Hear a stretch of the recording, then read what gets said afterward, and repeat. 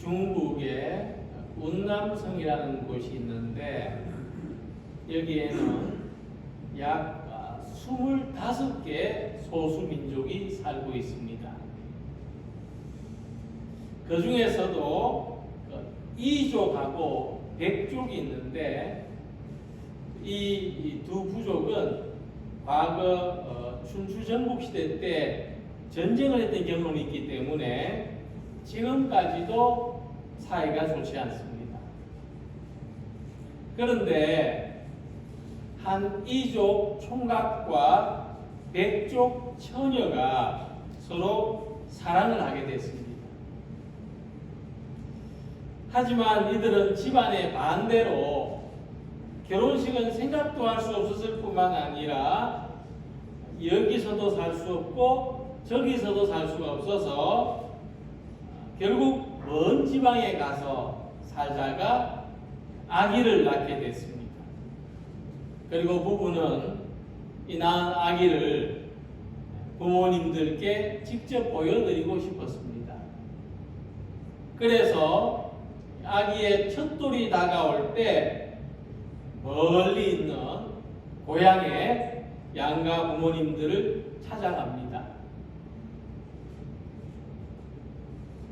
처음에는 외면을 하고 냉대를 하던 부모님들이었는데 아기와 함께 며칠을 같이 지내면서 조금씩 다쳤던 마음을 열기 시작합니다. 마침내 사돈끼리도 어색하지만 서로 만남을 가지고 늦었지만은 결혼잔치를 열기로 뜻을 모았습니다. 신랑 신부는 늦게나마 결혼식을 올리게 된 것을 너무나 기뻐했고, 그리고 이 결혼식은 동네 잔치를 넘어서 서로 반복하며 지내왔던 부족 간의 화해 잔치가 됐습니다. 그래서 한 아기의 탄생이 분열과 갈등 속에 지내던 사람들을 서로 화해하게 하는 놀라운 결과를 가져온 겁니다. 오늘 함께 보신 말씀에도 한 아기의 탄생에 관한 이야기가 나타나 있습니다. 이 아기는 예수시며 유대인의 왕으로 나신 아기라고 소개되고 있습니다. 유대인의 왕으로 나신 이가 어디 계시냐? 그러자 이 아기의 탄생 소식을 전해들은 헤롯 왕과 온 예루살렘에는 소동이 일어났습니다. 난리가 나고 야단이 났다는 것입니다. 아기가 하나 태어났을 뿐인데 어떤 사람들은 이 아기 탄생으로 대립과 반목을 거치고 화해하는데 어떤 사람들은 오히려 증오와 혼란의 길로 나아가고 있다는 것입니다. 아기 예수님의 탄생은 우리에게 어떤 구체적인 평화를 주기보다 더 큰 혼란을 일으키게 됐습니다. 그렇다면 우리는 이 아기의 탄생 앞에서, 예수님의 탄생 앞에서 어떤 쪽을 선택하며 살아야 되겠습니까? 평화와 화해의 삶을 살아야 되겠습니까? 대립하고 반목하는 삶을 살아야 되겠습니까? 헤롯이 당시 유대 정치 종교 지도자들에게 그리스도가 어디에서 나겠느냐고 물었을 때 그들은 구약 성경을 근거로 해서 유대 땅 베들레헴이라고 지목했습니다. 그들은 예수님의 탄생에 대한 정확한 지식을 가지고 있었습니다. 하지만 그들이 가졌던 성경 지식은 이 아기 예수님을 세상의 구주로, 평화의 왕으로 영접하여서 세상의 모든 증오와 혼란을 막는데 아무런 역할을 하지 못했습니다. 성경 지식이 있어도 아무 소용이 없었습니다. 오히려 예수님이 탄생하신 이곳은 예수님이 베들레헴에서 탄생하신다고 그들이 지목함에 따라서 헤롯으로 하여금 이 베들레헴 주변에서 태어난 2살 아래의 모든 사내 아이들을 사륙하게 만든 부작용을 일으킵니다. 그들이 가진 성경 지식은 오히려 많은 생명을 해치는데 악용되었습니다. 이에 반해서 아기 예수님을 구주로 알린 사람들은 오히려 먼 나라에서 온 동방 박사들이었습니다.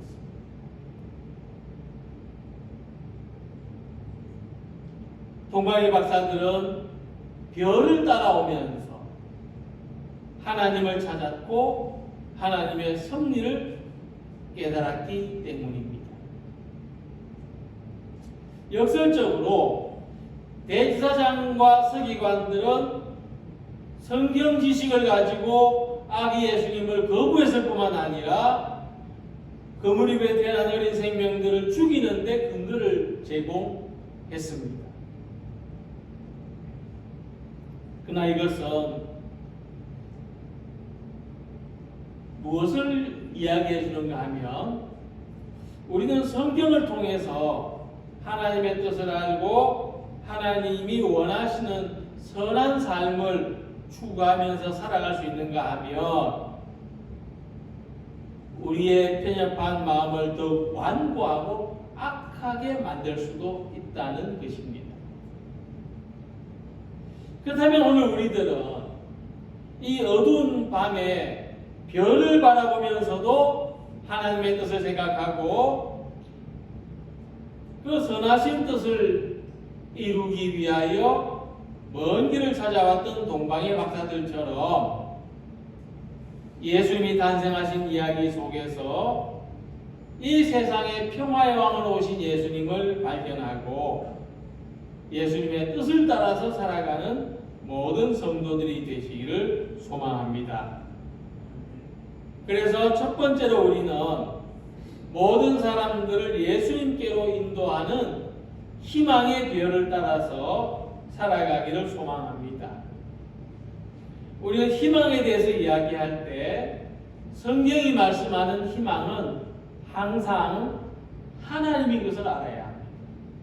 성경은 우리들에게 어떤 군사력이나 경제력이나 강한 힘의 희망이 있다고 가르치지 않습니다.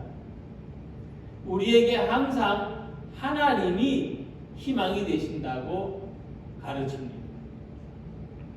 특히 고난 속에 있었던 이스라엘 백성들은 하나님이 메시아를 보내주실 것을 기대하면서 바벨론의 70년간의 오랜 포로 생활을 견뎌낼 수가 있었습니다.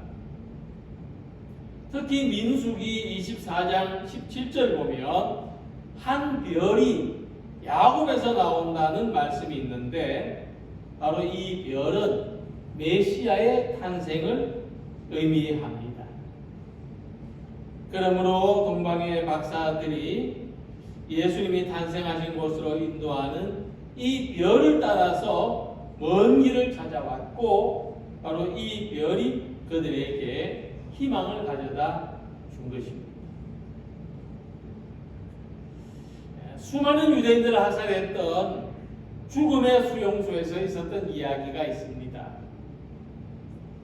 이 사람들에게 절망은 하나님만을 의지하는 신앙을 가지기도 하지만 또 어떤 사람은 하나님에 대한 신앙을 버리기도 합니다.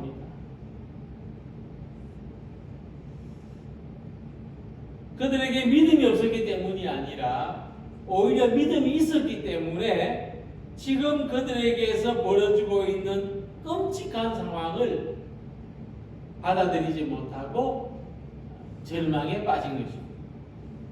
그래서 어떤 사람이 그 수용소 안에 이런 글씨를 적었습니다. 하나님은 어디에도 없다. God is nowhere.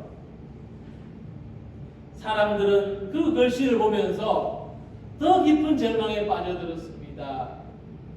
정말 하나님은 없는 걸까? 근데 어느 날 누군가가 글씨를 이렇게 바꾸어 놓았습니다. W자를 앞에 단어에 붙여놓은 겁니다. God is now here. 하나님은 여기에도 계신다. 글자 하나를 옮겨놓으니 문장의 의미가 정반대로 바뀌어지게 됩니다.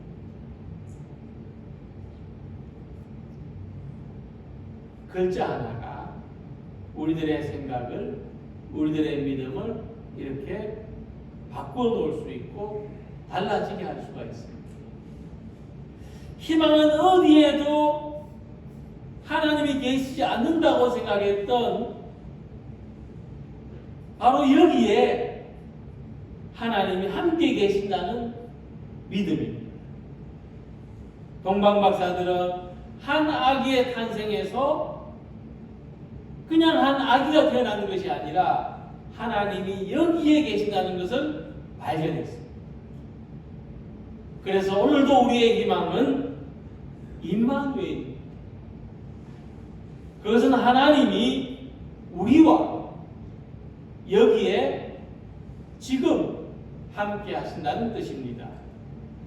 그 임마누엘은 예수님의 탄생입니다. 예수님을 만나기 전에 바디메오는 앞을 못 보는 거지였고, 삭개오는 사람들에게서 저주받는 세리였고, 아우구스티누스는 탕자에 불과했습니다. 그러나 예수님을 만난 이후에 그들의 삶은 변화되고 하나님이 주시는 참된 평안을 누리게 되었습니다. 예수님은 그들의 인생의 희망의 별, 희망의 빛이 되셨습니다. 사도 바울은 예수님 만나기 전에 자신을 가리켜 죄인의 우두머리라고 했습니다. 그러나 예수님을 만난 이후에 새롭게 된 삶을 이렇게 말씀했습니다. 너희가 전에는 어둠이더니 이제는 주 안에서 빛이라. 빛의 자녀들처럼 행하라. 희망은 빛으로 표현됩니다. 우리는 빛의 자녀들입니다. 곧 우리는 희망의 사람들입니다. 그러므로 우리가 있는 어디에서나 희망의 사람으로 살아가시기를 소망합니다. 그것은 우리가 한 아기의 탄생을 통해서 빛을 발견했기 때문입니다. 이 빛은 우리의 희망입니다. 동방의 박사들이 이 빛을 보고 길이 없는 사막에 길을 만들면서 찾아온 것처럼 우리도 예수님 안에서 빛을 보고 우리의 깜깜한 인생길을 헤쳐나갈 수 있기를 소망합니다. 그래서 오늘도 예수님을 우리 삶의 희망으로 고백하는 빛의 자녀로 살아가시기를 진실로 소망합니다. 두 번째로 우리는 모든 사람들을 구원으로 인도하는 믿음의 별을 따라서 살아가기를 소망합니다. 2절에서 동방의 박사들은 별을 보고 예수님께 경배하러 왔다고 말합니다. 그들은 동방에서 보고 쫓아왔던 그 별이 틀림없이 예수님께로 인도해 줄 것을 믿고 왔다는 것입니다. 그들은 별 하나를 보고 그 먼 길을 왔습니다. 그런데 구절을 보면 동방 박사들이 바라보고 왔던 그 별이 문득 그들을 앞서가며 인도했다는 말씀이 있습니다. 2절과 9절은 대조해 보면 서로 미묘한 차이를 가지고 있는데, 2절에서 별을 보고 움직인 주체는 동방의 박사들입니다. 근데 9절에서 그들을 움직이게 하는 주체는 별입니다. 이것을 믿음으로 설명하며 믿음의 신비를 이해할 수가 있습니다. 자, 동방의 박사들이 별을 따라 예수님께로 가까워 다가왔다는 것은 처음부터 믿음을 따라서 살아가는 사람은 드물다는 사실을 말해줍니다.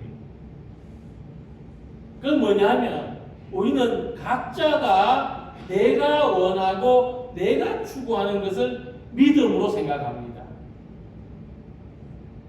그리고 우리가 추구하는 것을 강하게, 간절하게 소망할수록 내 믿음이 좋다, 내 믿음이 굳세다라고 생각하는 것입니다. 근데 9절에 문득 별이 그들을 인도하여 갔다고 말씀합니다. 그래서 무엇을 말하냐면 우리가 자기가 중심이 되어서 믿어온 믿음이 어느 순간 바뀔 때가 있다는 것을 말합니다. 문득 어디에선가 갑자기 믿음의 별이 나타나서 우리를 인도해 갈 때가 있다는 것입니다. 나를 내려놓고 믿음을 붙잡는 때가 다가온다는 것입니다. 그래서 이 믿음의 별은 이전에 내가 원하던 곳으로, 내가 가고자 하는 곳으로 인도하는 것이 아니라 신비롭게도 이 믿음의 별은 예수님 앞으로 우리를 인도하는 것입니다. 그래서 우리는 어떻게 보면 모두가 내가 원하는 것을 얻으려고 교회에 왔다가 예수님을 만나게 된 사람들이라고 하는 것입니다. 사도 바울은 그것을 이렇게 설명했습니다. 내가 그를 위하여 모든 것을 잃어버리고 배설물로 여김은 그리스도를 얻고 그 안에서 발견되려 함이니. 그래서 믿음은 우리 삶의 목표이신 예수님을 발견하고 예수님을 따르는 것입니다. 내가 원하는 목표가 아니라 예수님이 우리에게 주시려는 새로운 목표에 도달하게 되는 것입니다. 동방의 박사들이 이 별빛을 따라서 자기들이 가리는 곳에 도달했을 때, 즉 내가 가는 곳에 도달하기 위한 수단으로, 조명으로 별빛을 이용했을 때 그들이 도달한 곳에는 누가 있었습니까? 흉악한 헤롯 대왕이 기다리고 있었습니다. 늑대가 기다리고 있었습니다. 그러나 이제 그들이 자기를 내려놓고 우리가 가고자 했던 곳이 이런 곳이 아니었는데 라고 했을 때 문득 별이 그들을 인도해 가기 시작했습니다. 그래서 이제는 그 별이 인도하는 대로 맡기고 따라갔을 때 그곳에는 세상의 왕으로 오신 아기 예수님이 있었던 것입니다. 우리는 가끔 길을 잘 잃어버립니다. 늘 다니는 길도 잃어버릴 때가 있지만 특히 믿음의 세계에서 길을 잘 잃어버리고 길을 찾지 못하고 방황할 때가 있습니다. 우리가 뭔가 해보려고 하다가 절망하고 낙심할 때, 필요 없고 소용없다고 여길 때, 의미가 없고 보람이 없다고 생각할 때, 그때 갑자기 믿음의 별이 나타나서 우리들을 예수님께로 인도해 가는 것입니다. 다시 예수님을 만나게 하시고 다시 새로운 마음을 가지게 하시고 다시 새로운 믿음을 다짐하게 하십니다. 우리는 이 별이 가르쳐주는 길을 따라서 살아가야 하는 것입니다. 믿음이 가르쳐주는 대로 살아야 합니다. 탕자가 아버지를 떠나서 모든 것을 잃어버렸을 때 그는 절망했습니다. 이제 남은 길은 그저 남의 집에 대신나 치면서 살아가는 것밖에 없었습니다. 그런데 그에게 문득 들었던 생각이 있습니다. 그것은 무엇이냐 하면 아버지 집으로 돌아가면 모든 것이 풍성하다는 것이었습니다. 그래서 우리에게 문득 드는 생각은 육신의 생각이 아니라 영의 생각이고 사망으로 인도하는 생각이 아니라 생명으로 인도하는 생각이기를 소망합니다. 동방의 박사들 앞에 문득 나타나서 그들을 예수님께로 인도한 별은 다르게 말하면 믿음에서 나온 생각입니다. 그때 그들은 별을 보고 크게 기뻐했다고 했습니다. 이처럼 우리가 믿음의 생각을 하고 믿음의 결단을 할 때 큰 기쁨이 있습니다. 스스로 선택한 곳에는 혼란과 어려움이 기다리고 있지만 믿음이 인도하는 곳에는 예수님과의 만남이 있습니다. 이와 같은 동방의 박사들을 생각하고 이제 육신의 생각으로 살던 삶에서 믿음의 인도를 받고 하나님이 주시는 큰 기쁨을 누리며 살아가는 우리 모두가 되시기를 기원합니다. 그리고 세 번째로 우리는 모든 사람들이 서로 소중하게 여기는 사랑의 별을 따라서 살아가야 합니다. 예수님께서 하나님께서 별을 통해서 인도하시는 곳으로 동방박사들이 찾아갔는데 그곳에서 마침내 예수님을 만났습니다. 그들이 도착한 곳은 베들레헴이었습니다.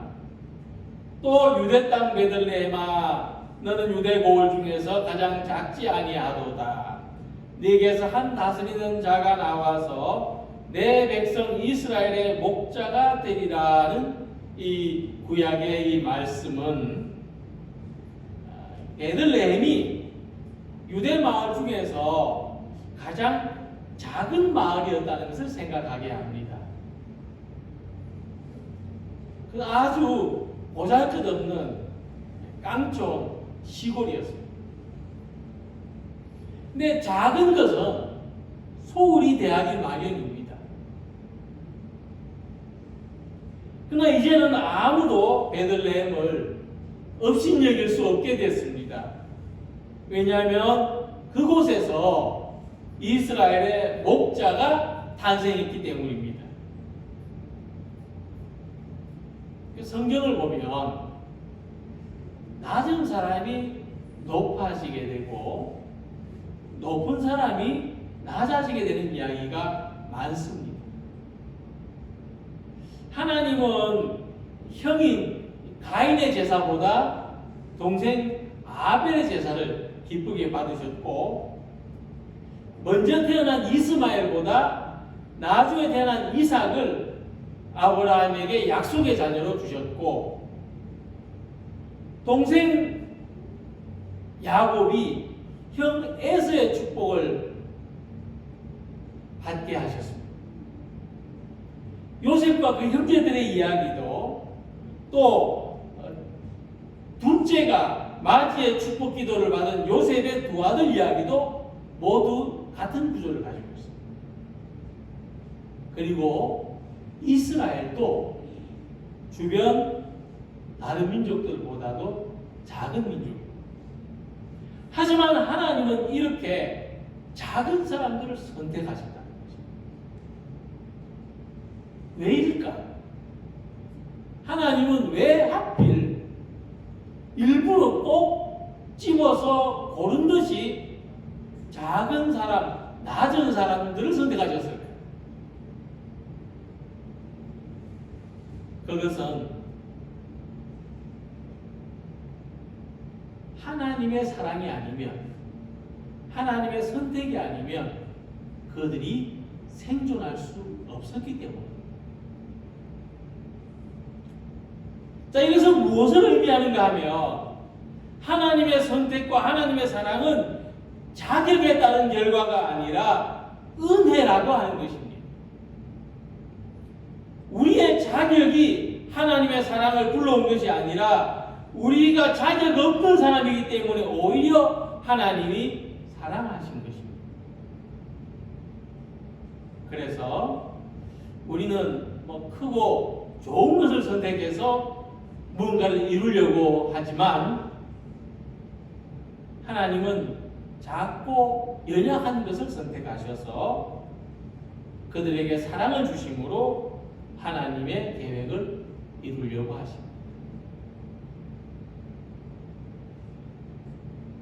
이것은 우리가 세상을 바라보는 관점을, 세계관을 완전히 바꾸는 것입니다. 우리는 크고 좋은 것으로 뭔가를 하려는 생각을 내려놓고 작고 연약하지만 하나님의 사랑을 힘입어서 무언가를 하려는 사람들이 되어야 합니다. 그래서 고린도전서 1장 27절에 말씀하기를 하나님께서 세상에 미련한 것들을 택하사 지혜 있는 자들을 부끄럽게 하려 하시고 세상에 약한 것들을 택하사 강한 것들을 부끄럽게 하려 하시며 라고 했습니다. 그래서 하나님이 사랑하시고 하나님이 선택하신 우리들은 모두 사랑에 빚어진 사람들입니다. 기독교인들이 잘나고 여유가 있어서 자선을 베푸는 것이 아니라 세상을 품고 기도하겠다고 하는 것이 아니라 우리가 이미 하나님으로부터 사랑의 빚을 졌기 때문에 그 빚을 갚는 마음으로 살아가야 하는 것입니다. 이 사랑의 별은 큰 도시 예루살렘이 아니라 작은 마을 베들레헴으로 동방박사들을 인도했습니다. 또 오늘 우리들을 하나님의 특별한 사랑으로 인도하시기를 소망합니다. 지금은 밝아서 별이 보이지 않지만 아마도 깜깜하게 어두워진 곳일수록 더 많은 별들과 더 밝은 별빛을 볼 수 있을 것입니다. 이 성탄의 절기에 우리를 아기 예수님께로 인도해 줄 빛을, 아기 예수님과 만날 수 있는 빛을 찾으시기 바랍니다. 그 빛은 우리가 따라가야 될 희망입니다. 우리의 희망은 하나님께서 날마다 함께 하시는 것입니다. 그 빛은 믿음입니다. 우리의 믿음은 길이 없는 인생의 한가운데서도 예수님을 향해서 나아가게 합니다. 그 빛은 사랑입니다. 우리들이 작고 연약한 이유로 하나님의 특별한 선택을 받은 것입니다. 예를 따라서 동방에서부터 예수님께로 나아갈 수 있었던 박사들처럼 오늘도 희망과 믿음과 사랑으로 예수님을 만나는 길로 나아가시기를 주님의 이름으로 축원합니다. 기도드리겠습니다.